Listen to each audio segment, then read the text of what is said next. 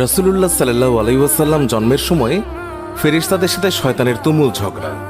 যেদিন ভোরবেলায় মহানবী সাল্লাল্লাহু আলাইহি ওয়াসাল্লাম জন্ম নেন, সেই দিন বিশ্বের সবগুলো মূর্তি মাটির দিকে নত হয়ে পড়ে। ইরানের রাজার বিশাল প্রাসাদের বারান্দা কেঁপে ওঠে এবং ছাদের 14টি প্রাচীর ধসে পড়ে। বিশ্বের সব সম্রাটের সিংহাসন উল্টে পড়েছিল।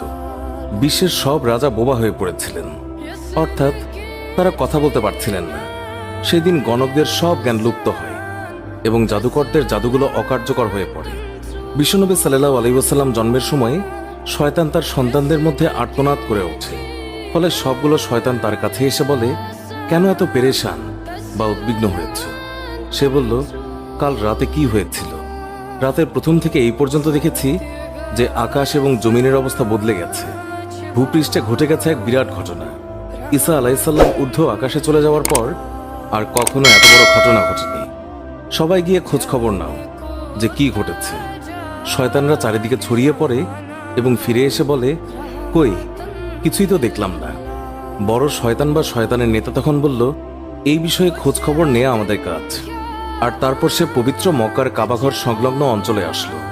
সে দেখল যে ফেরেশতারা কাবাঘরের চারিদিকে ঘিরে রেখেছেন। শয়তান সেখানে ঢুকতে চাইলে ফেরেশতারা হুঙ্কার দিলেন। ফলে সে ফিরে আসে এবং চড়ুই পাখির মতো ছোট হয়ে হেরা পর্বতের দিক থেকে সেখানে প্রবেশ করে। জিবরাইল আলাইহিস সালাম বললেন, ওরে অভিশপ্ত, ফিরে যা।